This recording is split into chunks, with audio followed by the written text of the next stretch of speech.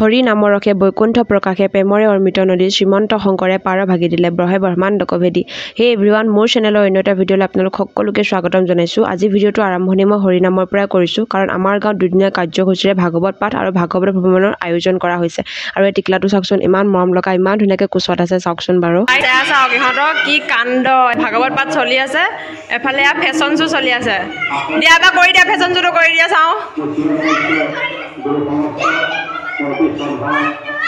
চাওক ৰাইজ, একদম মিছ ইণ্ডিয়া, মিছ ৱৰ্ল্ড চব মানে আৰু এইফালে। নেক্সট। এই ভগৱান, দেখিছে কি হ'ব ইহঁতৰ লগত। নেক্সট। এইয়া বাপৰে, দেখিছেনে ওচৰতে ভাগৱত পাঠ চলি আছে, এয়া সিহঁতৰ কাণ্ড চাওক। আৰু ইয়াৰ আগৰ মিনি ব্লগত মই আপোনালোকক ভাগৱত পাঠৰ কিছু দৃশ্যাংশ ভিডিঅ'ৰ ৰূপত আগবঢ়াম বুলি কৈছিলোঁ। তেন্তে আহক ভগৱানৰ নাম লৈ আজি ভিডিঅ'টোৰ আগলৈ আগবাঢ়োঁ।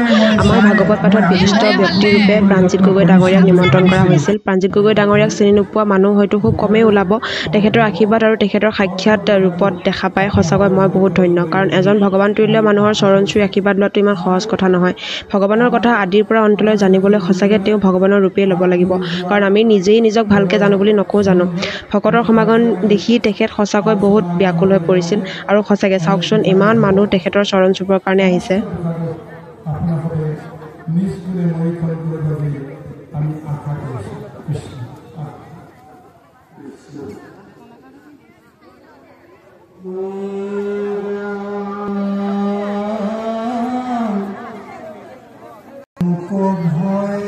হয় জগতৰ ঈশ্বৰ হয় তেওঁ।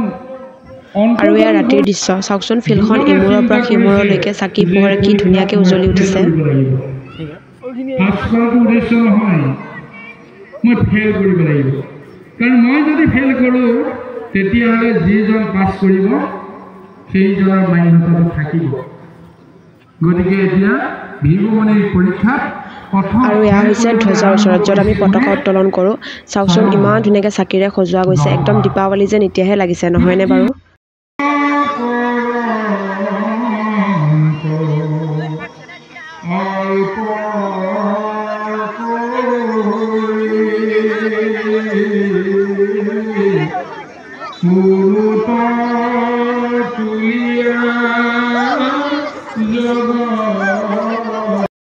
চাকিবিলাক মানে তেল কমি গৈছে, শলিতা কমি গৈছে কাৰণে নুমাই গৈছে, সেইকাৰণে অলপ জ্বলাই দিছোঁ। আৰু ৰাতি পৰিৱেশ চাব পাৰে, ইমান ধুনীয়াকৈ ৰাস্তালৈ চাকি জ্বলাইছে, মানে একেবাৰে আৰু মানে ৰাস্তা পৰা একে তালে, তাৰ ভিউটো মই দেখাইছোঁ আপোনালোকক। ইয়াত দেখিছেনে মানুহৰ সমাগম ঘটি আছে। এইকেইজনী কি কম, এইকেইজনী আধা পাগলী, গম পায়, য'তে যাওঁ ততে পিছে পিছে ঘূৰি ফুৰে, মানে শান্তি নাই ইহঁতৰ পৰা একো এটা কৰা। ভিউটো চাব পাৰে আপোনালোকে, চাওক কি ধুনীয়া লাগিছে মানে। গ'লগৈ, এতিয়া সন্ধিয়া হ'ল, সন্ধিয়া পৰিৱেশটো আপোনালোকক মই দেখাইছোঁৱেই। ভাগৱত পাঠ চলি আছে, গতিকে অলপ ৰাস্তালৈ ওলাই আহিছোঁ, ৰাস্তাটো মানে অলপ চাওঁ বুলি পেলাই ফটো কেইখনমান উঠিব যাওঁ। আৰু আহক যাওঁ, কি যাওঁ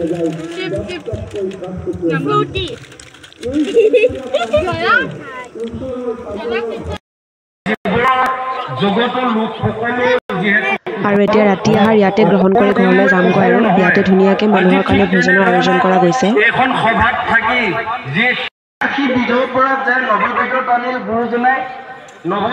আজি ভাগৱত ভ্ৰমণৰ দ্বিতীয়টো দিন, মানে ভাগৱত পাঠৰ দ্বিতীয়টো দিন, ভাগৱত ভ্ৰমণ আছে আজি।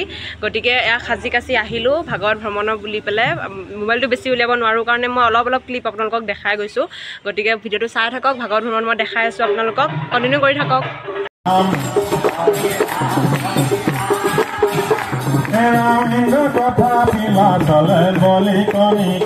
এয়া ভাগৱত ভ্ৰমণৰ প্ৰথমটো দৃশ্য। ভাগৱতখন প্ৰথমে এনেকৈ উলিয়াই অনা যায় নাম কীৰ্তনেৰে।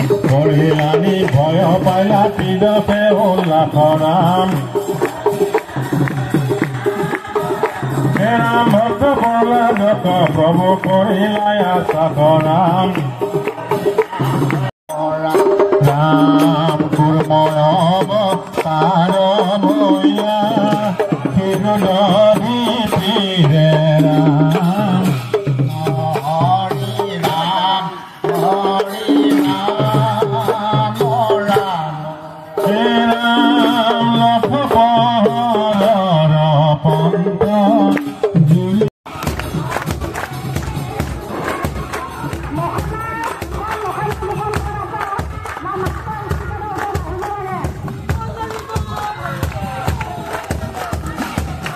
আৰু এয়া ভ্ৰমণৰ সময়ত চাওকচোন ডেকা গাভৰু বুঢ়া বুঢ়ী সকলো একেলগে একেখন মঞ্চতে ইমান ধুনীয়াকৈ নাচি বাগি মানে ভগৱানক কি ধুনীয়াকৈ ভ্ৰমণ কৰা যায় ন সঁচাকৈ বহুত ভাল লাগে যেতিয়া একেলগে আৰু এইবিলাক পৰিৱেশ সঁচাকৈ গাঁৱত পোৱা যায় মানে এইবিলাক পৰিৱেশ টাউন বা চহৰত বিচাৰিলেও পোৱা নাযায় বা পইচা দিও কিনিব নোৱাৰি মানে এক বুজাব নোৱাৰা ভাষা এক বুজাব নোৱাৰা অনুভূতি